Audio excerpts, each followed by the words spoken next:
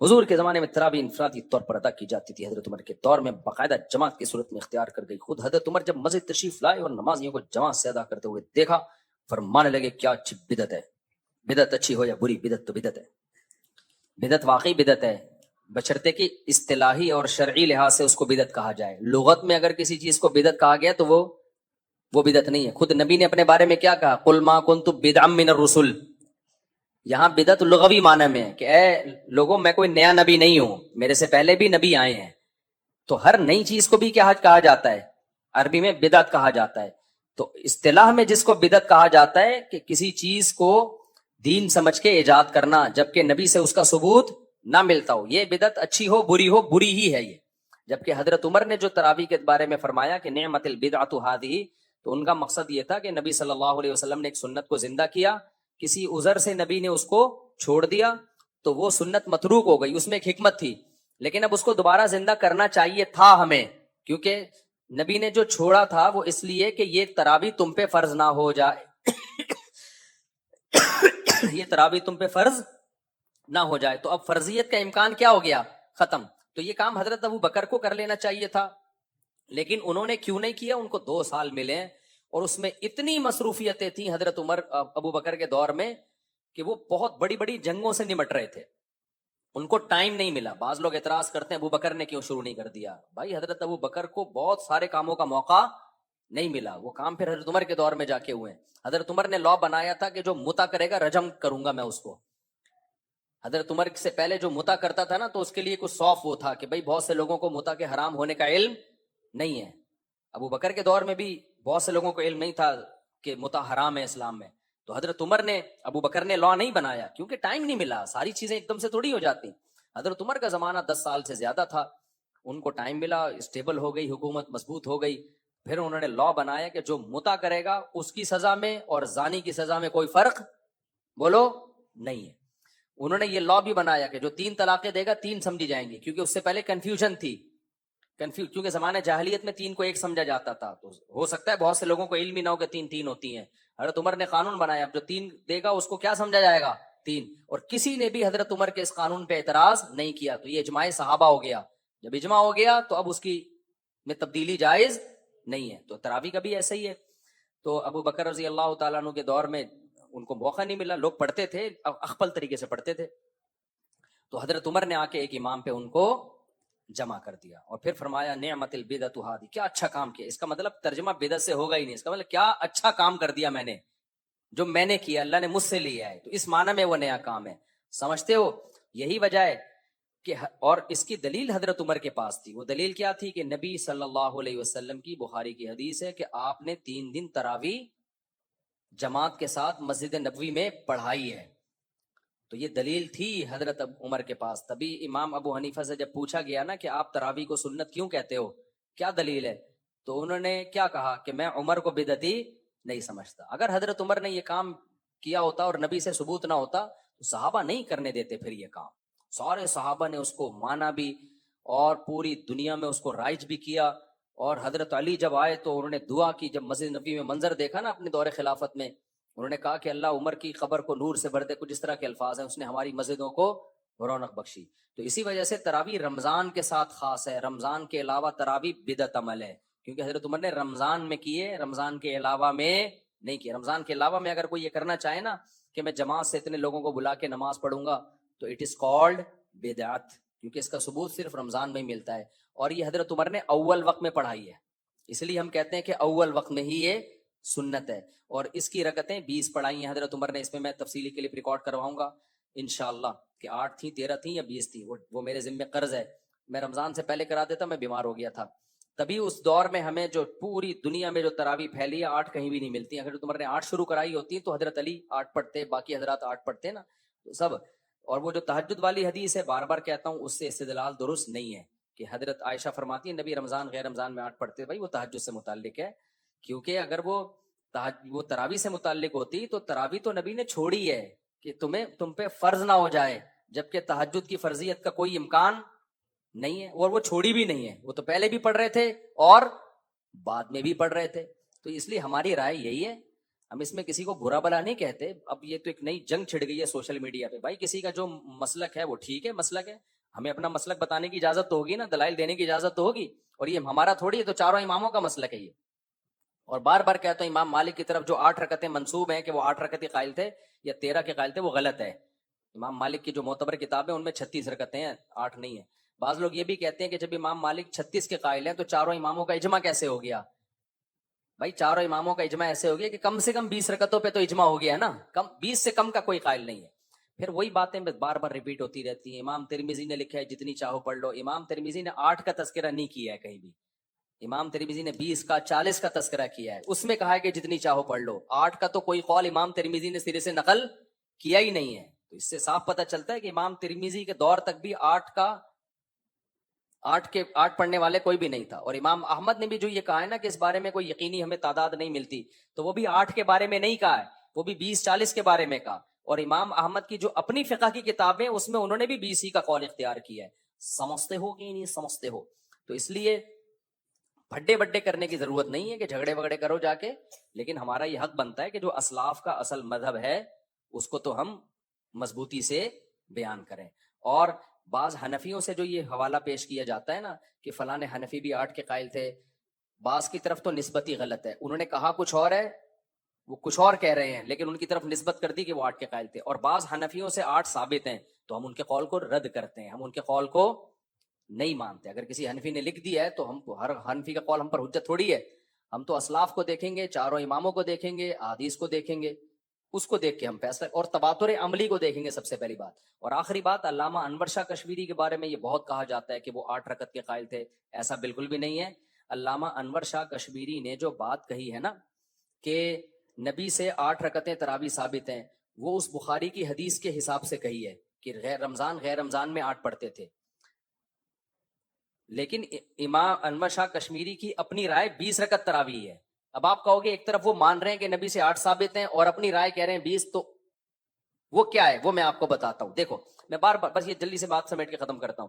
دیکھو ہم جب یہ کہتے ہیں, میں بار بار یہ بات مسئلہ بیان کرتا ہوں, شاید لوگ سمجھ نہیں پا رہے, کہ نبی صلی اللہ علیہ وسلم نے عورتوں کو صفا مروہ پہ چلنے کا حکم دیا ہے کہیں حدیث سے ثابت ہے؟ بولو نا. نہیں ثابت ہے. حدیث سے تو یہ ثابت ہے کہ جیسے میں نے حج کیا ایسے ہی حج کرو. تو اس حدیث کے ظاہر سے کیا پتہ چلتا ہے کہ نبی عورتوں کو دوڑنے کا حکم دے رہے ہیں. حدیث کے ظاہر سے کیا پتہ چلتا ہے کہ نبی حکم دے رہے ہیں, عورتیں کیا کریں گی؟ دوڑیں گی. لیکن ہم جب اجماع دیکھتے ہیں, تواتر عملی دیکھتے ہیں, تو دوڑیں گی نہیں بلکہ چلیں گی. اب کوئی مجھ سے پوچھے, فرض کرو میں انور شاہ کشمیری ہوں, فرض کرو مجھ سے کوئی پوچھے کہ کیا نبی سے ثابت ہے کہ آپ نے عورتوں کو چلنے کا حکم دیا ہے, تو میں کہوں گا نہیں, نبی سے یہ ثابت نہیں ہے. نبی سے یہ ثابت نہیں, بلکہ نبی سے جو بات ثابت ہے وہ تو یہی ثابت ہے کہ جیسے میں نے حج کیا ایسے ہی حج کرو. تو اس کے ظاہر سے یہ پتہ چلتا ہے کہ میں دوڑا ہوں تو تم بھی دوڑو. اب اس کا کوئی فوراً یہ مطلب نکال لے کہ مفتی طارق مسعود صاحب عورتوں کے دوڑنے کے قائل ہیں, چلنے کے قائل نہیں ہیں. نہ, یہ میری آدھی بات ہے. پوری بات یہ ہے کہ بھائی نبی سے اگرچہ ثابت نہیں ہے, لیکن ہر مسئلہ حدیث میں صراحتاً نہیں ہوتا. کچھ مسئلے اجماع امت سے ثابت ہوتے ہیں, کچھ خلفائے راشدین سے ثابت ہوتے ہیں. تو ہم یہ کہیں گے اسلاف کے عمل سے پتہ چلتا ہے کہ چلیں گی دوڑیں گی نہیں. اس سے پتہ چلتا ہے کہ نبی کے دور میں بھی چلتی تھی دوڑتی تھی نہیں. تو نبی سے صراحتاً ثابت نہیں ہے, دلالتاً ثابت ہے.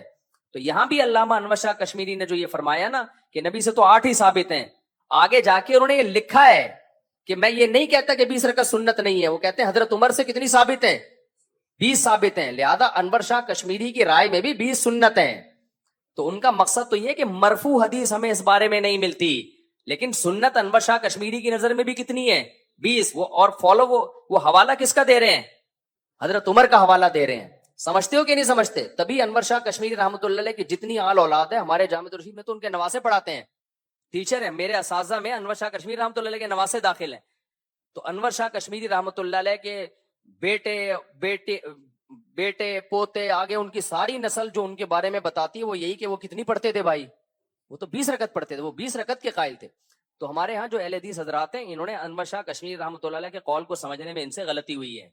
سمجھتے ہو کہ نہیں سمجھتے؟ وہ اس طرح آدھی بات پیش کی جاتی ہے. پوری بات یہی ہے کہ وہ اصل میں یہ بتانا چاہ رہے ہیں کہ نبی سے ثابت نہیں ہے اس بارے میں کتنی رکعتیں، لیکن چونکہ عمر سے ثابت ہیں تو لہذا سنت کتنی ہے، وہ 20 رکعتیں ہیں، کیونکہ حضرت عمر بدعتی نہیں ہو سکتے، سمجھتے ہو؟ اور ویسے بھی صحیح حدیث ہے، علیکم بسنتی و سنت الخلفاء الراشدین المہدیین عضوا علیہا بالنواجذ، عضا عضو علیہا بالنواجذ، آپ نے فرمایا میری اور خلفائے راشدین کی سنت کو لازم پکڑو اور اسے اپنی داڑھوں سے پکڑ لو مضبوطی کے ساتھ، چھوڑنا نہیں اس کو۔ تو خلفائے راشدین نے کوئی کام کیا ہو اور اس پہ کسی نے انکار نہ کیا ہو تو وہ عمل بھی ہمارے لیے اس حدیث کی روشنی میں کیا ہے بھائی؟ سنت عمل ہے۔ تو ہم کہتے ہیں خلفائے راشدین کے دور میں نہیں ہوتا تھا کہیں بھی ایسا جیسے۔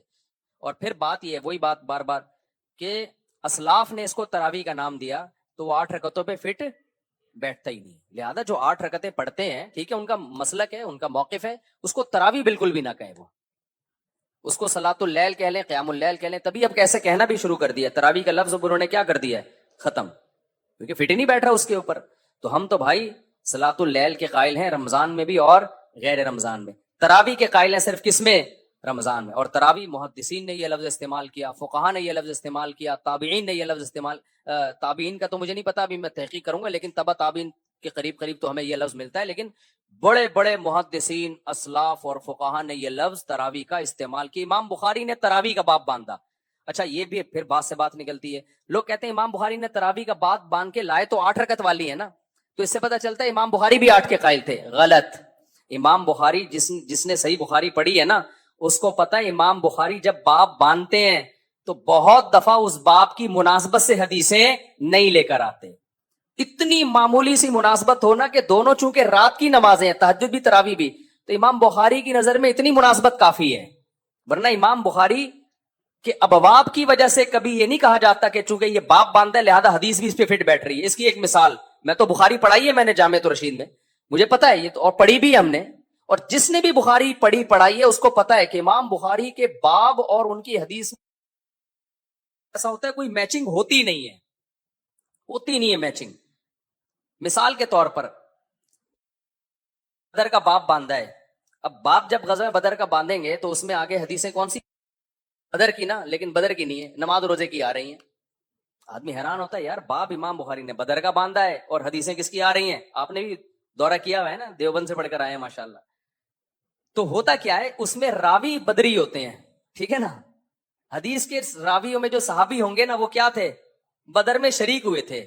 اس بیس پہ امام بخاری نے بدر کے باب باندھ کے اس کے تحت حدیثیں لے آئے۔ آگے آتا وکانہ بدرین، یہ صحابی کہاں کے تھے؟ غزوہ بدر میں شریک ہوئے ہیں۔ حالانکہ نماز غیبت سے، حدیث غیبت سے متعلق ہوگی، چغلی سے متعلق ہوگی، نماز سے متعلق ہوگی، زکات سے متعلق ہوگی۔ آدمی کہتا ہے امام بخاری باب باندھ رہے ہیں بدر کا اور حدیثیں لا رہے ہیں نماز کی، تو جس نے بخاری پڑھی ہے اس کو پتا ہے کہ بھائی امام بخاری کے ابواب اور آگے حدیثوں میں میچنگ کا ہونا ضروری نہیں ہے۔ بعض دفعہ مناسبت ہوتی نہیں ہے، بہت دور دور سے ہم تلاش کر رہے ہوتے ہیں، یار آپس میں میچنگ کیا ہے اس کی۔ تو امام بخاری کی کتاب دوسری کتابوں کی طرح نہیں ہے، دوسری کتابوں میں جب باب باندھا جاتا ہے نا تو ٹو دا پوائنٹ اس باب کے حساب سے حدیث لائی جاتی ہے۔ تو اس لیے امام بخاری کے یہ جو پیش کرنا کہ تراویح کا باب باندھ کے 8 رکعت لے کر آئے ہیں، تو یہ اس کی علامت نہیں ہے کہ امام بخاری 8 رکعت کے قائل تھے، وہ تو بہت دور کی مناسبت، اتنی مناسبت بھی کہ دونوں رات کی نمازیں ہیں، بس اسی بیس پہ بھی۔ اور اگر پھر بھی آپ ہمارے اس دعوے کو نہیں مانتے تو میرا سوال ہے کہ اگر آپ امام بخاری کے اس دعوے کو کہہ رہے ہو کہ تراویح کا باب باندھ کے 8 رکعت لے کر آئے ہیں، تو دو میرے سوال ہیں آپ سے۔ نمبر 1، تراویح باندھا کیوں؟ امام بخاری اس کو تراویح کیوں کہہ رہے ہیں؟ تراویح تو 8 رکعتوں پہ فٹ بولو نہیں بیٹھتی، 8 رکعت کو تراویحتین کہا جائے گا، تراویح نہیں کہا جائے گا۔ دوسری بات یہ، یہی باب امام بخاری نے 3 طلاق پہ بھی باندھا ہے۔ باب من اجازت طلاق الثلاث، ان لوگوں کی دلیل جو 3 طلاقوں کو 3 کہتے ہیں، اور نیچے حدیث لے کر آئے ہیں جس میں 3 طلاقوں کو کیا قرار دیا گیا ہے؟ 3۔ آپ فوراً کہتے ہو کہ بھئی اس حدیث سے یہ کہاں پتہ چلتا ہے کہ ایک مجلس کی ہے، یہ تو مطلق ہے۔